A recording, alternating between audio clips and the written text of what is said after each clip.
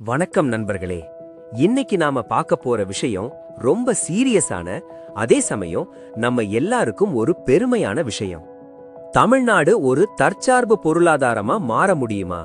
அதாவது மத்தவங்களை எதிர்பார்க்காம நம்ம காலிலேயே நாம நிக்க முடியுமா? இது வெறும் கனவு கிடையாது. இதுக்கான சாத்தியக்கூறுகள் நம்ம மண்ல எந்த அளவுக்கு இருக்குன்னு இந்த வீடியோல டீப்பா பார்ப்போம்.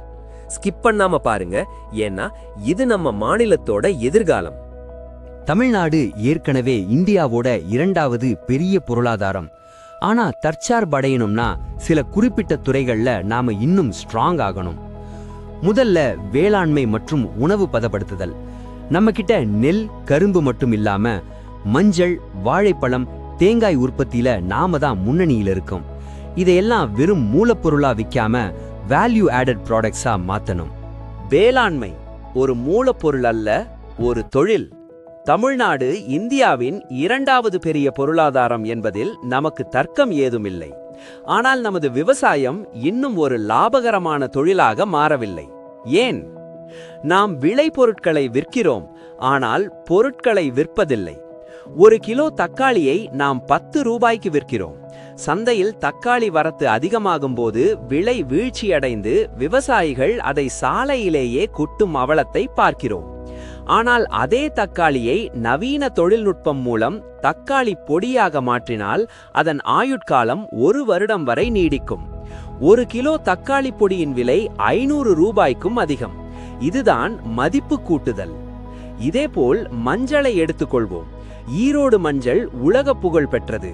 ஆனால் நாம் மஞ்சளை தூளாக மட்டும் விற்கிறோம். மஞ்சளிலிருந்து பிரித்தெடுக்கப்படும் குர்குமின் என்ற மருத்துவ மூலப்பொருள் கேன்சர் சிகிச்சைக்கு பயன்படுகிறது. இதன் 1 கிராம் விலை பல 100 ரூபாய். நாம் ஏன் மஞ்சளை மருந்து பொருட்களாக மாற்றக்கூடாது? ஒவ்வொரு மாவட்டத்திலும் அந்தந்த பயிர்களுக்கான வேல்யூ அடிஷன் ஹப்ஸ் உருவாக்கப்பட வேண்டும். உதாரணமாக திருச்சியில் வாழைப்பழம், தர்மபுரியில் மாம்பழம், ஈரோட்டில் மஞ்சள் என அந்தந்த ஊர் விளைபொருட்களை அங்கேயே பதப்படுத்தி உலக தரமான பேக்கிங் செய்து ஏற்றுமதி செய்தால் விவசாயிகளின் வருமானம் 5 மடங்கு உயரும். இதுவே தற்சார்பு பொருளாதாரத்தின் முதல் படி. பனைமர பொருளாதாரம் தமிழரின் கற்பகத்தரு. பனைமரம் என்பது வெறும் மரம் அல்ல, அது ஒரு பொருளாதார பொக்கிஷம். தமிழ்நாட்டில் மட்டும் சுமார் 5 கோடிக்கும் அதிகமான பனைமரங்கள் உள்ளன. ஒரு பனைமரத்திலிருந்து எடுக்கப்படும் பதநீரை நாம் ஏன் பன்னாட்டு குளிர்பானங்களுக்கு இணையாக சந்தைப்படுத்தக்கூடாது? பதநீர் ஒரு இயற்கை பானம். இதில் ஏராளமான சத்துக்கள் உள்ளன. இதை சுத்திகரித்து நவீன தொழில்நுட்பத்துடன் கேன்களில் அடைத்து விற்றால் அதுதான் தற்சார்பு. பதநீரிலிருந்து தயாரிக்கப்படும் கருப்பட்டி, சர்க்கரை மற்றும் கற்கண்டு ஆகியவை வெள்ளை சர்க்கரைக்கு மாற்றாக உலகெங்கும் தேடப்படும் ஆரோக்கியமான பொருட்கள். வெள்ளை சர்க்கரை கிலோ 40 ரூபாய் என்றால் தரமான கருப்பட்டி கிலோ 300 ரூபாய்க்கு மேல் விற்கப்படுகிறது. பனை ஓலையிலிருந்து தயாரிக்கப்படும் கைவினை பொருட்கள் பிளாஸ்டிக் பொருட்களுக்கு ஒரு சிறந்த மாற்றாகும். பனை தும்பு, அதாவது காயர் மூலம் தயாரிக்கப்படும் பிரஷ்கள் மற்றும் வீட்டு உபயோகப் பொருட்கள் ஐரோப்பிய நாடுகளில் பெரும் வரவேற்பை பெற்றுள்ளன.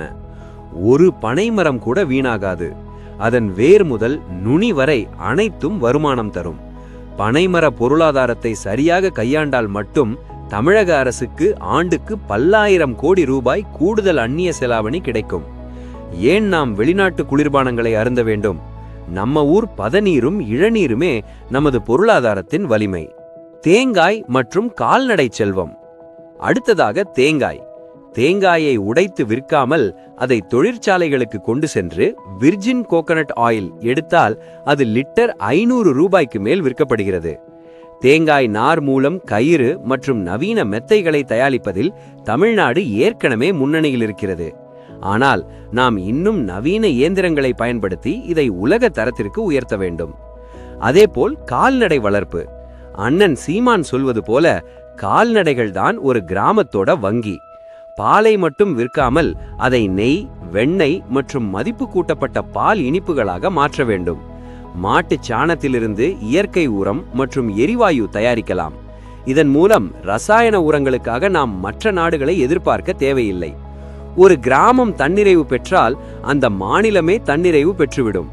கிராமப்புறங்களில் இது போன்ற சிறு தொழிற்சாலைகள் உருவாகும் போது வேலைவாய்ப்புக்காக இளைஞர்கள் நகரங்களுக்கு ஓட வேண்டிய அவசியம் இருக்காது. ஒவ்வொரு கிராமமும் ஒரு பொருளாதார மையமாக மாறும். தொழில்நுட்பம் மற்றும் $1 டிரில்லியன் இலக்கு. தற்சார்பு என்பது விவசாயத்தோடு முடிந்துவிடாது. இன்று தமிழ்நாடு ஆசியாவின் டெட்ராய்ட். இந்தியாவின் 30% எலக்ட்ரிக் வாகன உற்பத்தி இங்கேதான் நடக்கிறது. ஆனால் இதற்கான பேட்டரிகள் மற்றும் செமிகண்டக்டர் சிப்ஸ் இன்னும் வெளிநாடுகளை நம்பியிருக்கிறது. நாம் ஏன் இங்கே சிப் தயாரிக்கும் ஆலைகளை தொடங்கக்கூடாது? அதேபோல் எரிசக்தி, சூரிய ஒளி மற்றும் காற்றின் மூலம் கிடைக்கும் மின்சாரத்தில் தமிழ்நாடு முதலிடத்தில் இருக்கிறது. நிலக்கரிக்காக மற்ற மாநிலங்களையோ நாடுகளையோ எதிர்பார்க்காமல் முழுமையாக பசுமை ஆற்றலுக்கு மாறினால் நமது மின்சார கட்டணம் குறையும். தற்போது தமிழ்நாட்டோட மொத்த வருமானம் ஜிஎஸ்டிபி சுமார் $300 பில்லியன். நாம் இந்த தற்சார்பு மாடலை சரியாக செயல்படுத்தினால் 2030க்குள் $1 டிரில்லியன் பொருளாதாரத்தை எட்டுவது மிகவும் எளிது. ஜெர்மனி அவங்க மேனுஃபேக்சரிங் துறையிலையும், கயானா உணவுப் பொருட்கள்லையும், தென்கொரியா டெக்னாலஜியிலையும் தற்சார்பு அடைஞ்சிருக்காங்க. இந்த மாடல்கள் எல்லாம் தமிழ்நாட்டுக்கு ரொம்பவே பொருந்தும். தமிழ்நாட்டுல 8 கோடி பேர் இருக்கோம். நாம உற்பத்தி பண்ற பொருளை நாமளே வாங்கினாலே நம்ம பொருளாதாரம் எங்கேயோ போயிடும். இதனால பன்னாட்டு நிறுவனங்களை நம்பி இருக்க வேண்டிய அவசியம் இருக்காது. இயற்கை சார்ந்த உற்பத்தி முறையால மண் வளம் மற்றும் மனித ஆரோக்கியம் பாதுகாக்கப்படும். முடிவாக, தற்சார்பு பொருளாதாரம் என்பது ஒரு குறுகிய பார்வை அல்ல. அது ஒரு பரந்து விரிந்த தொலைநோக்கு திட்டம். நமது மண், நமது மொழி, நமது உழைப்பு, இவை மூன்றும் இணைந்தால் தமிழ்நாடு உலகிற்கே வழிகாட்டியாக மாறும். இது அரசாங்கத்தின் வேலை மட்டுமல்ல. மக்களாகிய நாமும் நமது பாரம்பரிய பொருட்களை பயன்படுத்த தொடங்க வேண்டும். பன்னாட்டு நிறுவனங்களின் அடிமைத்தனத்திலிருந்து விடுபட்டு நமது மண்ணின் உற்பத்தியாளர்களை ஆதரிப்போம். மாற்றம் என்பது ஒரு தனிமனிதனிடமிருந்தே தொடங்குகிறது.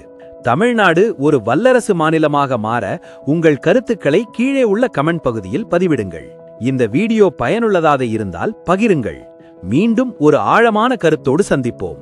நன்றி, வணக்கம்.